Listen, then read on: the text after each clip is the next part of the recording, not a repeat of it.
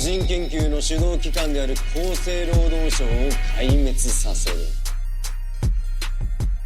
Hey everybody, welcome back to the podcast. Danny here. Today we are talking about Ajin.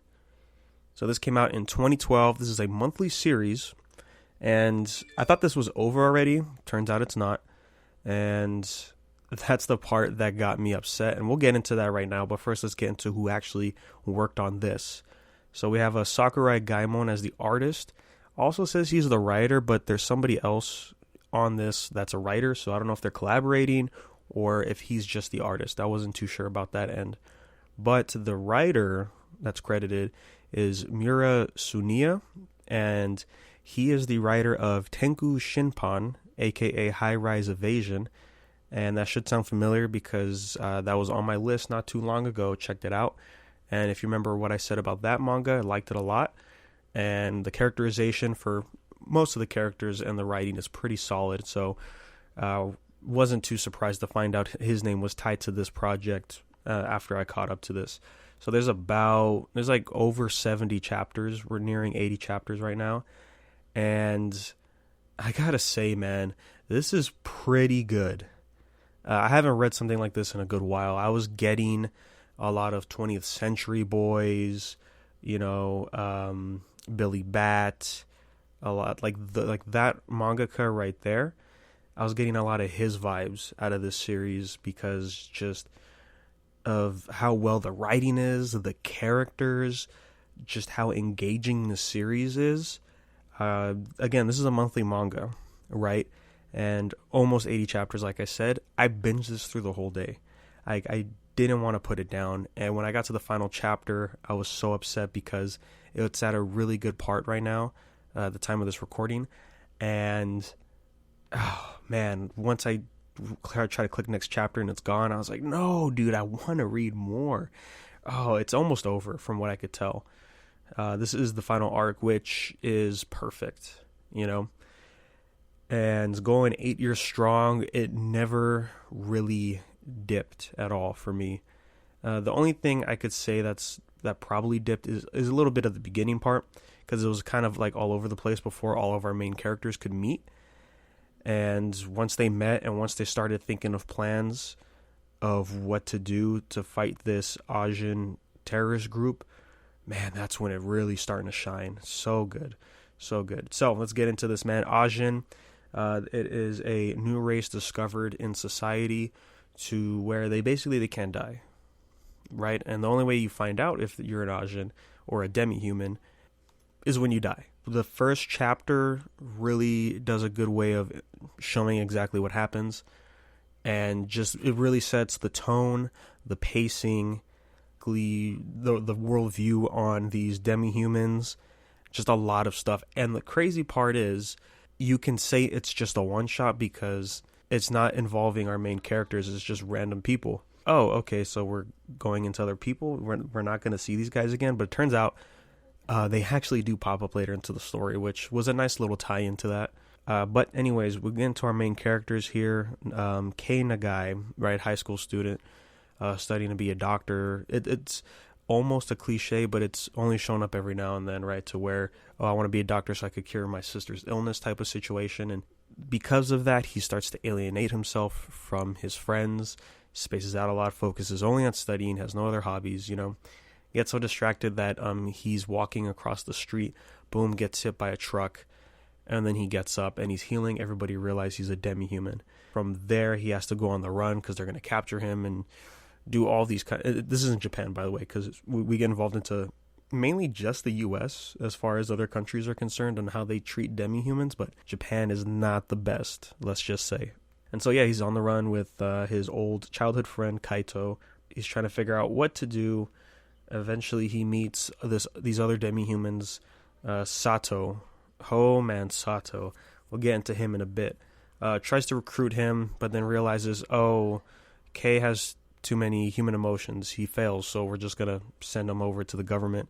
Then he gets captured, and then at this point, we've already seen what the government has done, which is do horrific experiments, trying to understand why demi-humans are immortal, and are they just ordinary people that can't die, or is there something more? and then that brings in the stigma of fear, and then to, well, are they even human? And then we see society generally agrees that not really. From there, we just go on this roller coaster, man. And it's really good stuff. The art's great. It's really great. In the beginning, it was a little rough because it did kind of feel, this was 2012. It does feel like early mangaka artwork, to where it's like, I guess I could get used to this. But by the time I got used to it, the art got a lot better. So that was really great transitional time for his art, for sure. Gosh, just again, it's so engaging. It's so just high intensity, like great choreography and all the fights.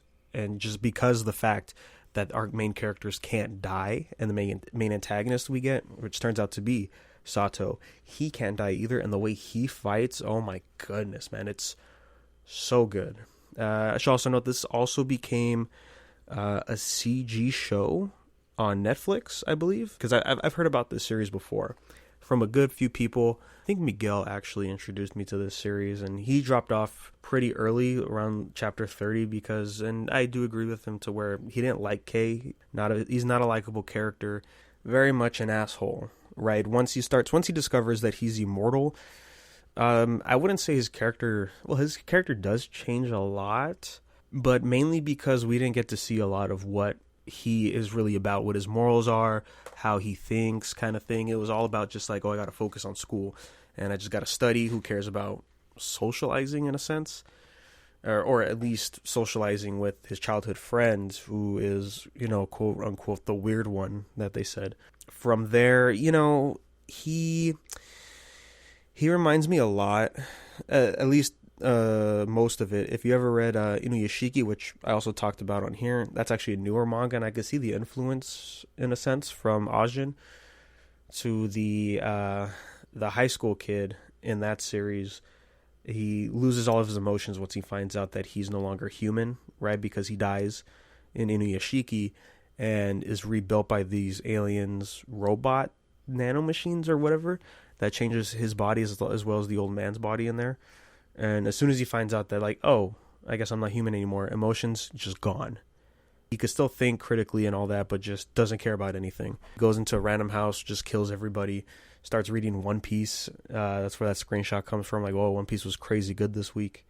And you could feel that with Kei to a point, but he still has his emotions. But it's a weird mix, right? He's very calculated with his emotions, you could say, to where he doesn't necessarily care about people, but he feels an obligation.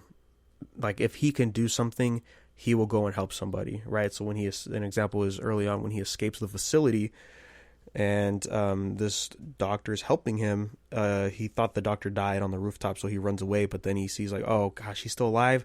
All right, I have to try to save him. So he's that kind of person, right? And that's pretty much carried out throughout the whole series up until like this climactic point in this final arc. And then from there, he starts to not necessarily like give way, because our other main character that he interacts with a lot is actually Ko, this other kid. I think he's a little bit older. I'm not sure. He's around the same age, but he's the exact opposite. He's a very easygoing guy, loves talking to people, having conversations, just being a person. So these guys constantly butt heads about morals and certain decisions they have to make, which, yeah, a lot of the times it's just like, do we really have to wait for all these people to die before we can actually make a move on this plan? And it's like, yes, and that's where some of the conflict can come in here and there. Really great dynamic between these two characters.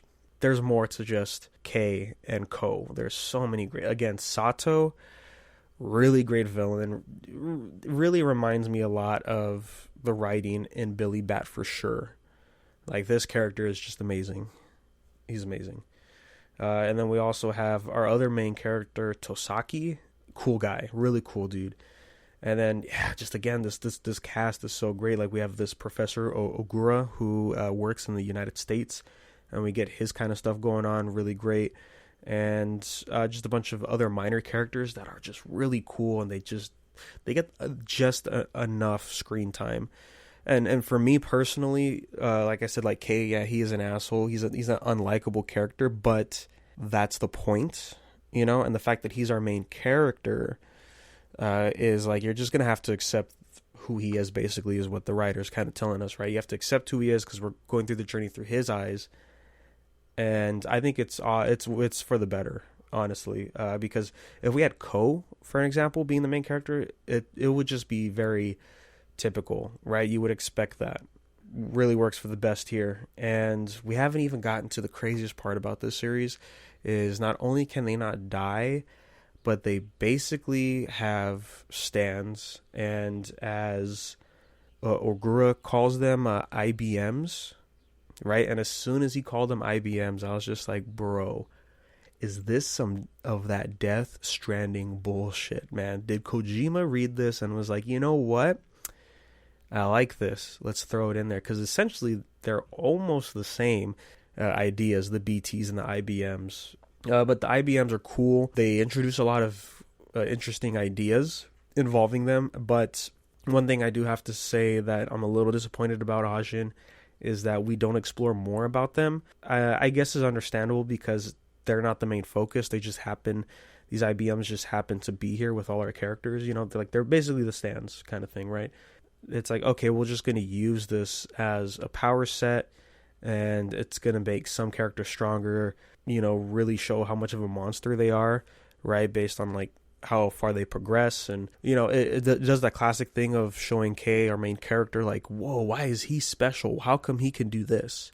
But we don't explore it. I guess part of it is that all of this is still a mystery. Again, it does that Death Stranding bullshit to like, oh no, this is not a recent thing. Ajins and IBMs are not recent. They've been here a good while. But I doubt we're ever going to get into that because, again, I do feel like this is the final arc because, honestly, I don't know where to go from here with it because once you defeat Saito, what's next? I mean, they could pull some anime bullshit, but then I think that would drop the quality. I mean, I like the writing. I trust the writing. You can only keep it really fantastic for so long. I don't think you could make an even more compelling antagonist than Sato. So that's the only unfortunate part, that we're not going to learn more about IBMs at all unless we get into some of this monologue nonsense, at the very last moment where Sato starts to explain it. Because one thing that is interesting about Ajins, right, is that they're immortal. They can't die. However, their lifespan is still the same. That caught me by surprise. That was interesting, is that, they're still going to die of old age, but they just can't die by any other means. That kind of changes it because, from there you would expect, there's probably somebody who's like Wolverine who's hundreds of years old or something like, or maybe we're going to meet the first Ajin who's still around. But yeah, them saying like, no, they still die of normal age, then it's like, we're never going to see it then. We do get some flashbacks with some characters, and it's surprisingly great stuff. With Tosaki, the hard ass at the bureau, right? He's the one that's hunting down Ajins, and he's trying to take him down. He is the guy. He has a great backstory. We get a moment with him and another character that's important to him, and we actually see him pull some emotions in, and that caught me off guard a little bit. I'm like, I wasn't expecting this, but this is great. It was great. It was a nice touching moment. All the panels were placed well. So I really, really recommend checking this out. I haven't seen this anime movie series, TV show. I don't know what it is on Netflix yet. But I do know that it's CG, and it looks like that shiny 3D, where it kind of looks like the Ninja Storm games, to where it's like it's trying to emulate anime, but you could tell it's like it's not doing the best job off of it. I mean, it looks like it could be a game from what I saw from some screenshots. So I might check them out just to see what's the difference and how they portray the IBMs mainly. IBMs are interesting, yes, but the way we could see these characters use their immortality is just interesting. It's unique, innovative to these characters anyway. And then, man, we get some pretty cool stuff, man. Some side characters that would only have like 2 chapters and until they die, and they still have great characterization. You could tell a lot about their life just through these few chapters. Wow, that's impressive. A bunch of characters come back who leave, and then they end up showing up at perfect moments. A good few twists here and there, And oh my gosh, some of the surprises, like reading certain chapters, like the start of this final arc here, just seeing it play out, and I'm thinking, well, how is this happening? Okay, is this one of those immortality things that you're not supposed to do? Something that could mess you up kind of thing?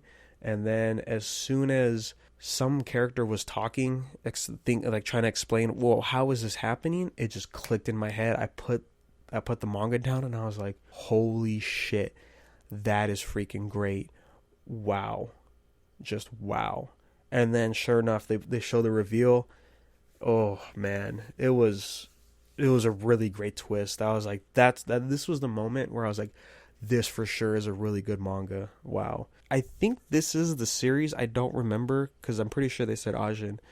They said like, oh, it starts sucking after a while. And I'm like, I don't see how they thought of this. But this, I don't know how I slept on this series before because it's been years people have mentioned this series. And I've seen it at like Barnes & Noble and all that. And I'm just like, man, I should pick this up on. This looks interesting. And sure enough, it was worth the read. Man, yeah, like once you start it, you really can't put it down. Definitely give it like the first few arcs, because again, the first arc is just like, it's just a warm up showing what our characters can do, and then once we kick it into high gear with like the first actual huge plan to stop Sato, really good stuff. I really enjoyed this manga.